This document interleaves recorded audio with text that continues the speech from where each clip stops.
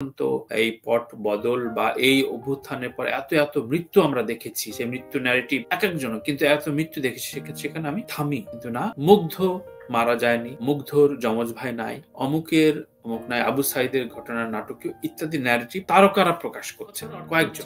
সায়ানদের মতো শির দ্বারা মেরুদণ্ড শক্ত মেরুদণ্ডের শিল্পী আমাদের সমাজে খুব প্রয়োজন। আমি সায়ানের জন্যই মূলত আমার এই ভিডিওটি করলাম এবং এই কথাগুলো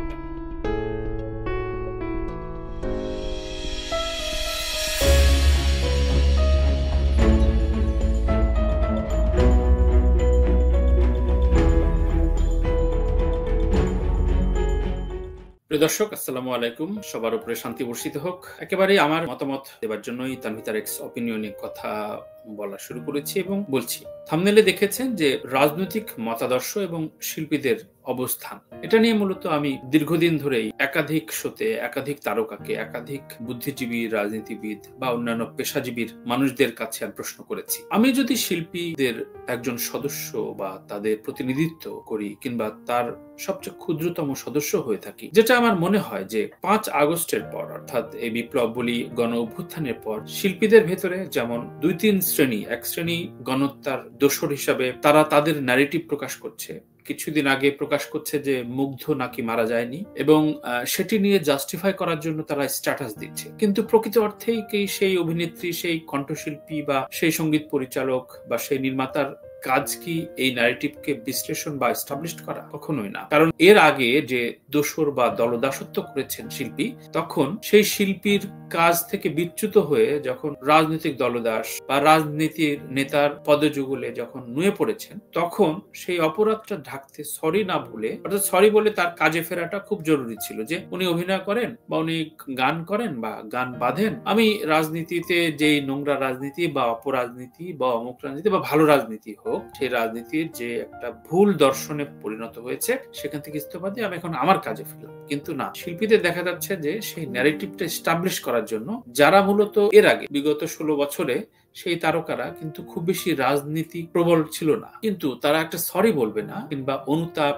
বা অনুসন্ধানের জন্য অপেক্ষা করবে না যে ঠিক আছে আমি দেখি। এখন তো এই পট বদল বা এই অভ্যুত্থানের পর এত এত মৃত্যু আমরা দেখেছি, সেই মৃত্যু ন্যারেটিভ এক একজন, কিন্তু এত মৃত্যু দেখেছি, সেখানে আমি থামি। কিন্তু না, মুগ্ধ মারা যায়নি, মুগ্ধর যমজ ভাই নাই, অমুকের অমুক নাই, আবু সাইদের ঘটনার নাটকীয় ইত্যাদি ন্যারেটিভ তারকারা প্রকাশ করছেন কয়েকজনের কথা বলছি। এবং রাজনীতিবিদদের হলে এটা আমি কোনো সমস্যা দেখতাম না, কারণ রাজনীতিবিদদের প্লেগ্রাউন্ড এটাই। কিন্তু আমরা শিল্পী, সৃজনশীল মানুষ, লিখি বা গান করি, আমরা তো নির্বিবাদী যে সব শব্দটা, নির্বিবাদ করে, বিবাদ না করে আমরা আমাদের কাজটির মাধ্যমে একটা সাম্যবাদিতা, সহনশীলতা, একটা সুন্দর কালচার, একটা পরিবেশ আমরা তৈরি করব। কিন্তু শিল্পীরা বিভক্ত হয়ে গেলেন। আরো একদল বিভক্ত হয়েছে যারা মূলত বিপ্লব করেছেন, বিপ্লবের সাথে সংহতি দিয়েছেন, কিন্তু ক্ষমতায় যেতে পারেননি। তাদের এক ধরনের আফসোস, এক ধরনের অনীহা রয়েছে। অনীহা বলবো না, অনীহা বলাটা ভুল হবে, এক ধরনের আফসোস কিংবা একটা আক্ষেপের তাড়নায় তারা সমালোচনা করছেন। অবশ্যই সমালোচনা করবেন,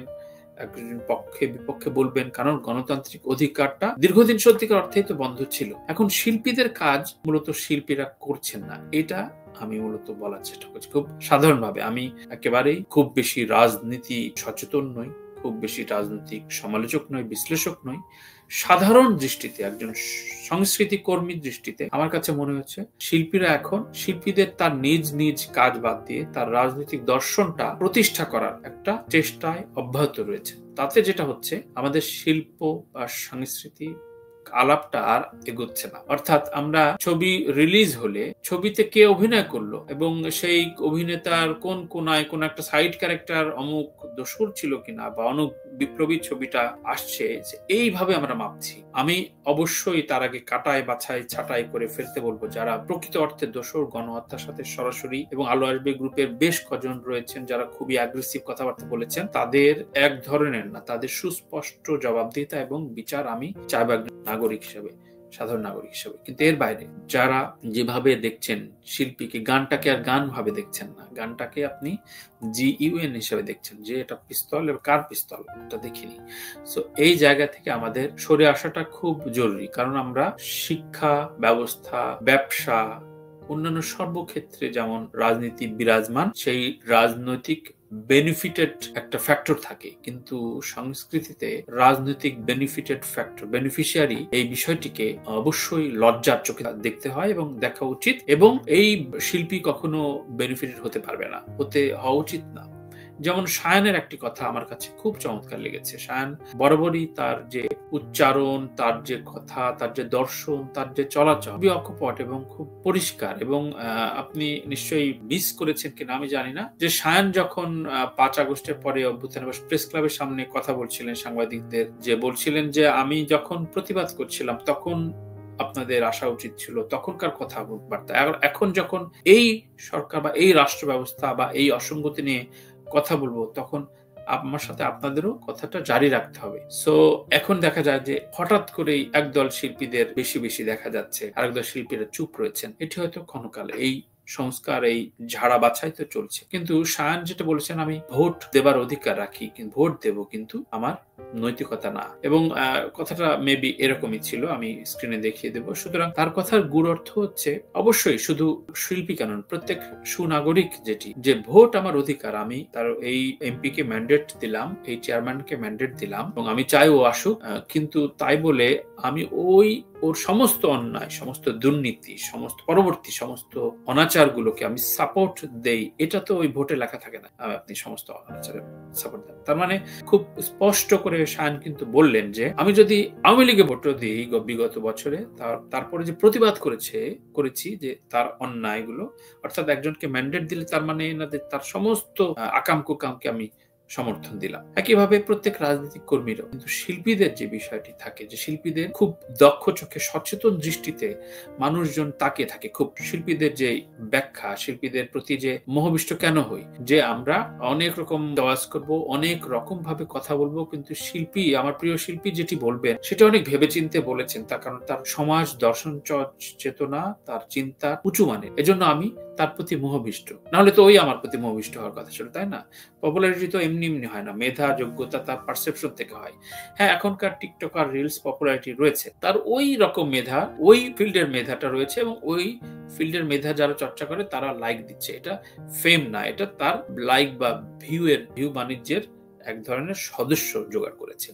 কিন্তু সত্যিকার অর্থে মোহবিষ্ট যে তারকা প্রতি থাকে, তারা শায়ানের মতো হন। শায়ান খুব আঙুল দিয়ে চোখে দেখিয়ে দেন যে আমি এই দর্শনে বিশ্বাসী, এবং এই দর্শনে পথটা সহজ না, এই দর্শনের পথটা ক্ষমতাকে আলিঙ্গন করে না, এই দর্শনের পথটা অবশ্যই মানুষের কথা বলে। সুতরাং শায়ানদের মতো শিল্পী যখন ঘরে ঘরে খুব কম জন্মাবে বা দেশে কম থাকবে, তখন শিল্পীদের সাংস্কৃতিক সংকটটা একটা প্রচন্ড ভাবে ধরা দেয়। আমি একটা কথা এর আগেও আমি বলেছিলাম, বিগত সরকারের সময় আপনারা দেখেছেন যে এক জুটি ছিল, র‍্যাপ গান গাইতেন, এবং ঢাকা বিশ্ববিদ্যালয়ের একজন ছোট বাচ্চা সহ একটা ঢাকা ইউনিভার্সিটির স্টুডেন্ট, তারা খুব সমকালীন রাজনীতি, শিক্ষা ব্যবস্থা, কোটা নিয়ে গান করলেন। খুব প্রচন্ড ভাবে আমরা আগ্রহী হয়ে উঠলাম যে এই ছেলেটি সিস্টেমের বাইরে ধাক্কা দেওয়ার কথা এবং প্রকৃত অর্থটা তুলে ধরছেন। তার 3-4টি গানের পরে দেখা গেল যে একটি আইসিটি মন্ত্রণালয়ের একটি প্রোগ্রামে পলকের হাত থেকে উনি ক্যামেরা নিচ্ছেন এবং